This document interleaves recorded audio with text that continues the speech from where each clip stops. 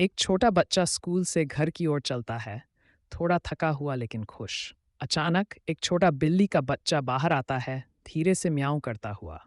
बच्चे की आंखें बिल्ली के बच्चे को देखकर उत्साह से चमक उठती हैं। बिल्ली का बच्चा बच्चे की हथेली को सूंघता है और करीब आकर जूते की लेस से खेलता है। जब वे साथ खेलते हैं, हंसी से वातावरण गूंज उठता है। कथाकार ने खुशी से कहा। बच्चा घास पर बैठ जाता है और बिल्ली का बच्चा उसकी गोद में चढ़ जाता है। तुम मेरे नए दोस्त हो, द चाइल्ड विस्पर्ड।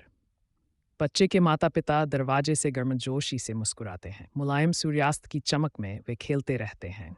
कभी कभी दिन का सबसे अच्छा हिस्सा घर पर एक नया दोस्त इंतजार करता होता है।